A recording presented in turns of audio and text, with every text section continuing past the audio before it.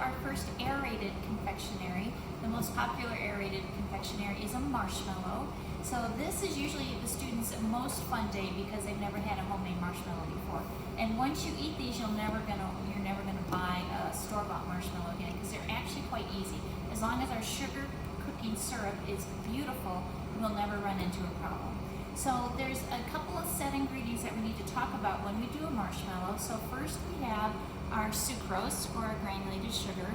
Because we're cooking this to 252 degrees, always try to use cane sugar instead of beet sugar because it will have less impurities in it. We have glucose, and if you can zoom in, remember glucose from baking theory is a cleaner liquid syrup than corn syrup. Corn syrup has a little bit of a yellow tint to it, but this could be made from wheat or rice, so it has a cleaner look to it. If you don't have glucose, because sometimes it's about 2 times the cost because it's getting imported from France, just use light corn syrup. We have trimoline. Trimoline is an inverted sugar. These 2 sugars are here for sweetness, the sucrose and the corn syrup. Inverted sugar is here to keep crystallization from happening. Remember, crystallization is when the sugar does not stay dissolved in the sugar syrup. It starts to clump together and magnetize together, and then we get crunch. You don't want your marshmallow to have crunch. So that's what this trimoline is. Trimoline is just the commercial name for inverted sugar. Now, inverted sugar, if you can't find this, I'm going to post on D2L how for you to make your own inverted sugar or trimoline. It's very simple. All you're really going to do is take 2 parts sugar to 1 part water, and you add 1% of cream of tartar to it, and you bring it up to about 240 degrees. So you just boil it and then you cool it. But I'll put the very specific recipe on D2L, so in case you ever want to make these and you don't have the trimoline, you can make trimoline. It lasts for about 6 months at home, so you can make a couple cups of this and then just hold it. Because you're going to see we used a lot of trimoline when we did our truffles too, because it keeps everything nice and smooth without any crunch to it. We also have some honey. We're using clover honey today. It's a small amount of honey just so that our marshmallows have a little bit of depth of flavor. Honey has the same properties as the inverted sugar in that it will help keep our marshmallows nice and smooth, and it will help resist crystallization. Now, panning over, we have granulated gelatin. There's no need to do sheet gelatin because marshmallows are not opaque, so we don't need the beautiful shine of sheet gelatin. So we're going to use granulated. Remember, when you use granulated, you need a set amount of liquid. It's usually 3 to 1. So here is my cold water, and we have vanilla paste. I like to use vanilla paste over vanilla extract just so that you can see that there are the vanilla bean specks in there. Just it gives a little bit of an upscale look to the marshmallow. So what we want to do first is create our sugar syrup. So what I'm going to do is put my sucrose in my bowl. I'm going to add my glucose. Remember, if you don't have glucose, use light corn syrup. Just don't use dark corn syrup. Don't use molasses, because remember, they have impurities in them, and then our marshmallow would end up crystallizing and being crunchy. So this goes in. My trimoline is going to go in. Remember, trimoline is just the commercial name for inverted sugar. Inverted sugar is very sweet. You'll have to go back to your baking theory technique about this.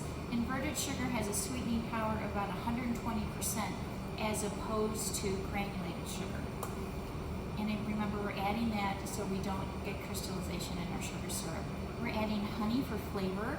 And again, it's just another bonus sugar to keep things from crystallizing on us. And I'm going to add my water. My water is here, obviously, to dissolve the sugar.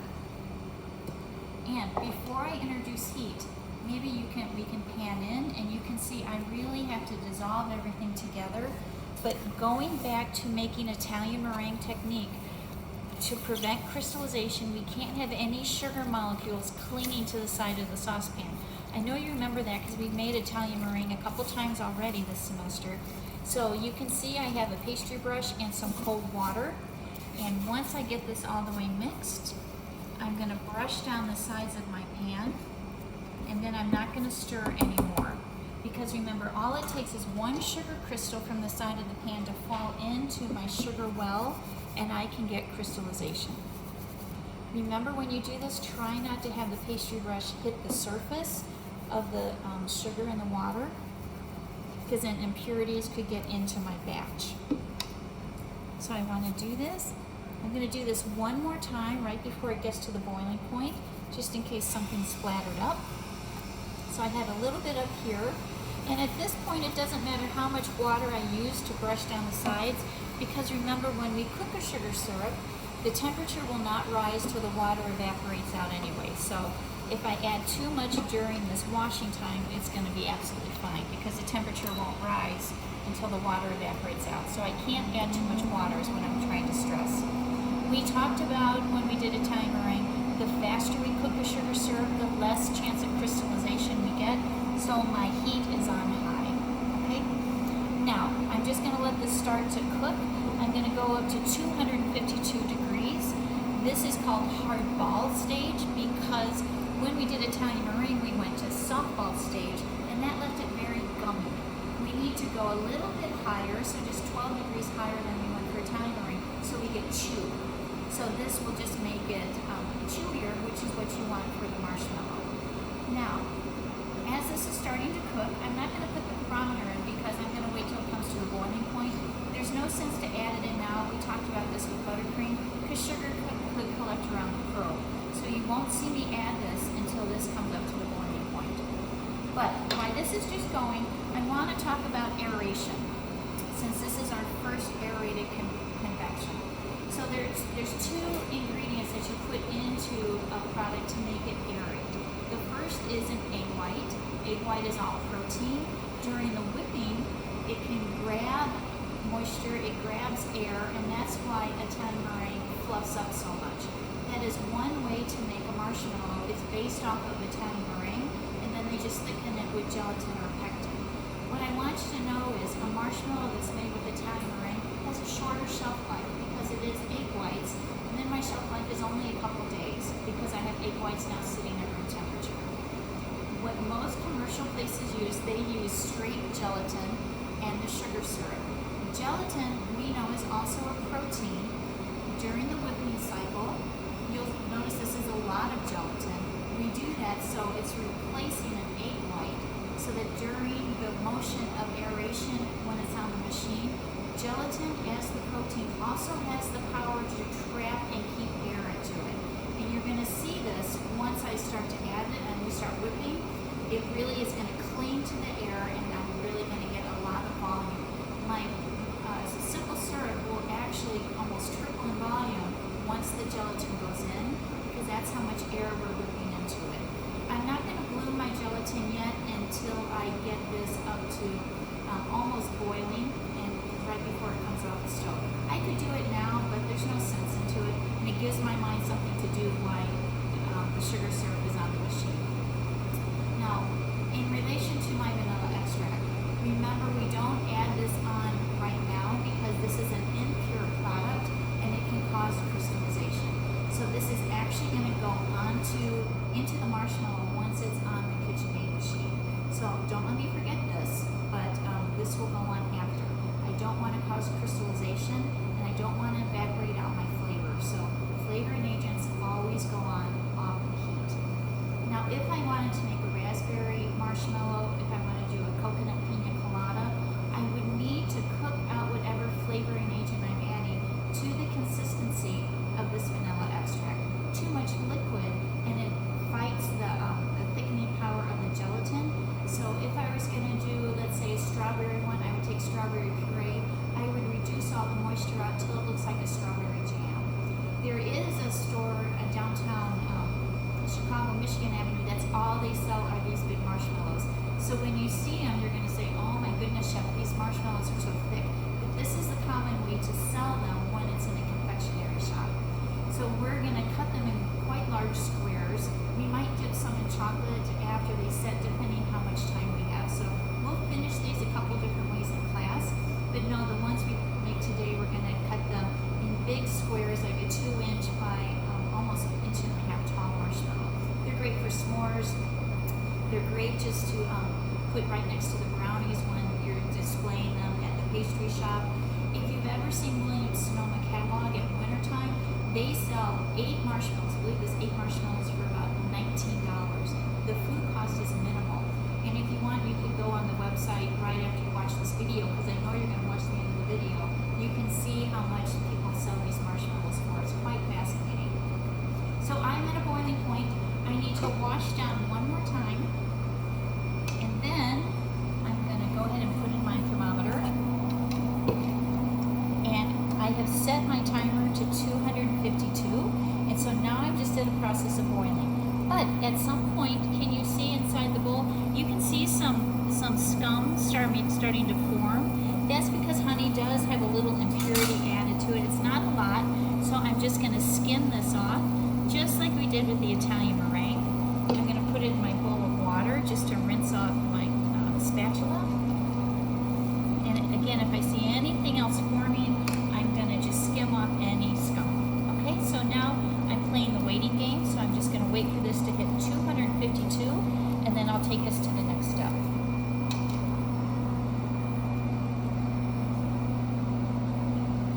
251, we're almost there. We have arrived at 252, so we're going to pull the thermometer out. I'm going to turn off the heat, and now look at what our sugar syrup looks like. It's very concentrated, so this is going to be beautiful. I'm going to go ahead and pour this directly into our KitchenAid bowl.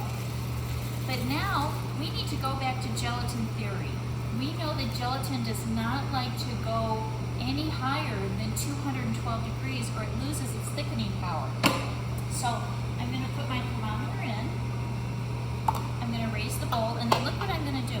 I'm going to stick my thermometer between the whip, and that will actually hold my thermometer in suspension so that I don't reach just the bottom of the bowl. Now I'm going to get the center of the syrup, and I need to take this to 212 degrees before I add the gelatin. Any higher, gelatin breaks down. So while I'm doing this, now I'm going to go ahead and bloom my gelatin. So gelatin goes in the cold liquid. I'm going to give it just a quick little stir. Remember, this is now called blooming. I know I say this all the time. You've heard this 10 times already this semester. This will swell, and then I'm going to add this to the hot sugar syrup. It will melt, and then we'll start aeration.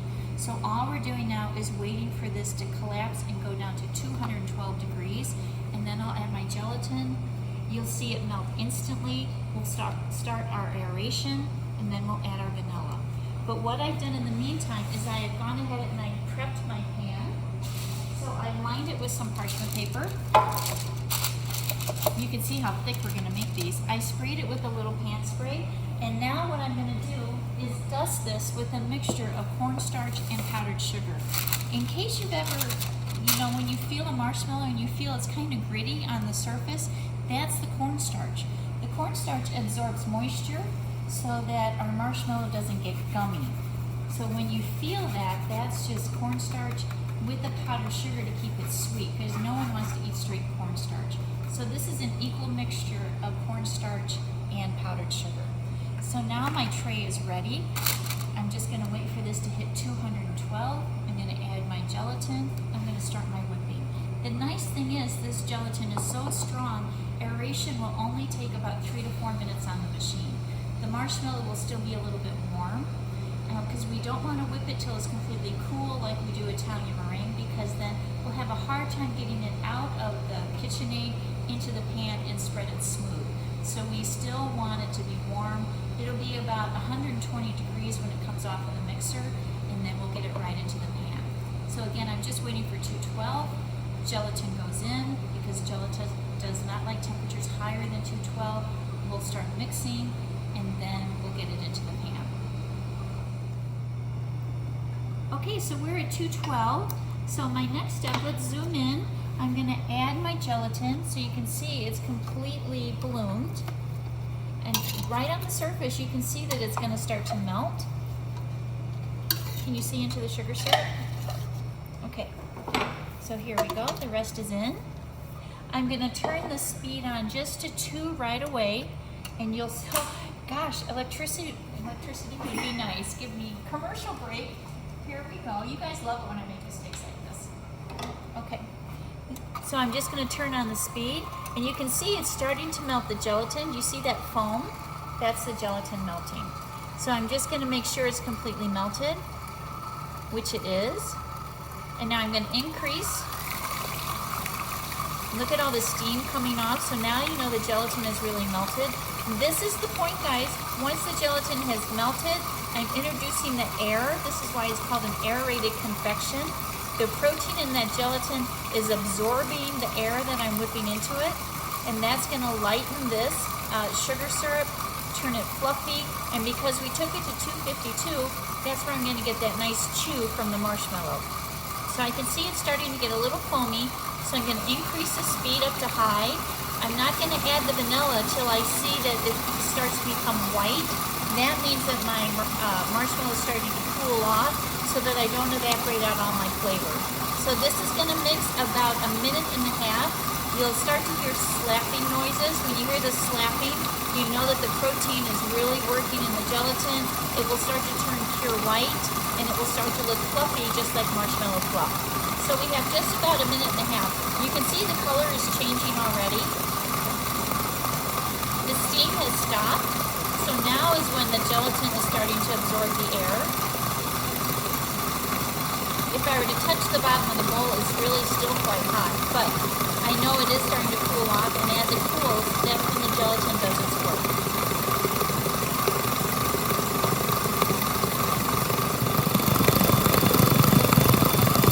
Okay, so you can see, I can start to hear the slapping now, so I can see it's starting to get fluffy. I'm just going to turn this down. I'm going to add my vanilla paste.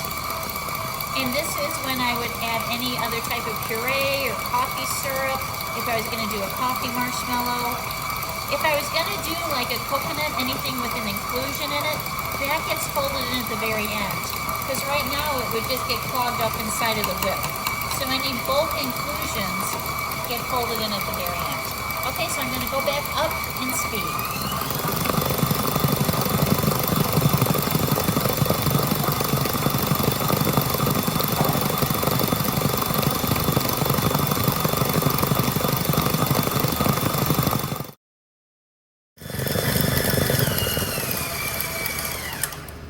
There. Let's look how beautiful this is. It looks just like marshmallow fluff. My temperature is at about 120 degrees. And look at this, guys. Is that not the prettiest marshmallow you've ever seen? So I'm keeping it a bit on the warm side. The gelatin has done its job. You can see it's beautifully white. It's nice and fluffy. If I were to let it continue whipping, the gelatin would start to cool off too much, and I won't get it to spread nice and smooth. So I'm going to take my spatula, I'm going to put this right into our prepped pan. Now you could do a sheet tray if you wanted. You could put this in a piping bag and you could pipe some peeps out of it. You know, any type of shapes if you wanted to. But again, we're going to do classic marshmallow. And we're going to use this for when we do some of our candy bars. We'll do like a Malamar that has marshmallow and caramel in it. There we go. So I'm going to take my spatula, I'm just going to try to smooth this. Think about this in a nice cup of hot chocolate. It's hot chocolate season coming right up. This would be great. Okay, now to finish this, I want to keep the skin from forming. So again, I'm going to take my powdered sugar and cornstarch mixture, and I'm just going to sprinkle a little bit on top. And this will take about 3 to 4 hours to really cool off, so that gelatin can really bind everything before I come back and I cut out my pieces. So I'm just going to let this sit. Now I would not refrigerate this because remember, this is a sugar syrup. Sugar syrup doesn't like a lot of moisture, a lot of humidity, and that's all the cooler is. So this is just going to stay at room temp. So I'm going to take my parchment paper, I'm going to fold over, and I'm going to fold over. And now in about 2, maybe 3 hours, I'll come back and check it. Okay, and then we'll cut it up and we'll finish our marshmallows. Let's check our marshmallows. Let's uncover it. If we can zoom in a little bit, look how nice, this is nice and firm. It's not sticking to my finger. So guys, we can go ahead, let's cut this away. Now you didn't see me, but I put a little pan spray on my knife because even though the gelatin set it, it is still quite sticky. So I'm just gonna lift this up. holding a baby. I think I held my babies better than I'm holding this marshmallow. There we go.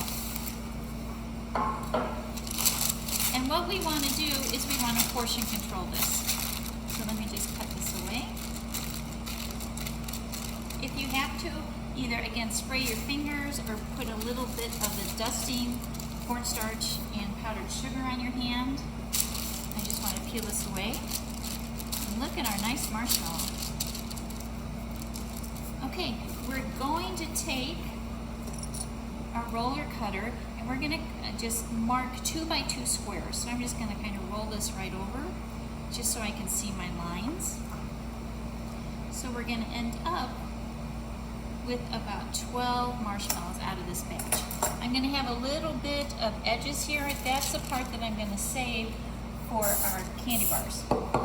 So I sprayed my knife. Knife goes straight down. I'm going to peel this away. I'm going to spray my knife every time because it is still quite sticky because the marshmallows are so fresh. Any scraps, go ahead and save them because again, we can use them inside. We can make Rocky Road ice cream. We can make Rocky Road fudge. So anything that we might want to add marshmallow as an inclusion, go ahead and save all of these little scrap pieces. Look at the interior of these. Isn't that beautiful? It looks great. I would buy these marshmallows. If I was going to put them in a hot chocolate, I probably would cut them smaller. I would still want them nice and thick, but then maybe a 1 by 1 square. Unless you have one of the mugs from Friends, that TV show, that would hold one of these big marshmallows. Again, cut straight down. So we're just going to finish cutting these, but now I want to show you how to finish these off. Because we do have cut edges that's going to be exposed to the air. And if you've ever, again, purchased marshmallows and you feel them, they're all coated with this cornstarch mixture. So we have to cover all of these. So I'm going to take my cut marshmallows, I'm going to just toss them in, but I don't want to have too much of the cornstarch powdered sugar mixture. So it's going to go into my sifter. I have it over a bowl, and you'll see what I'm going to do in a second. I'm going to just dust off any of this extra powdered sugar. So I'm just going to go back and forth. All the excess powdered sugar and cornstarch will come off. And now look, my marshmallow is not sticky anymore. It's protected from the air. And again, this is how you start to see them displayed. They just kind of start to pyramid them up. Because we've got them coated, they're not going to stick to each other. And again, you could now sell these individually. You could put them in bags. Or again, you can just cut these squares, or you can save them for anything else that you want. So again, we have to make sure that we coat them. Even if we're going to enrobe some of these in some chocolate, we would still have to put on this cornstarch mixture just so the edges don't dry out. Okay? So there we go, guys. There's our marshmallows.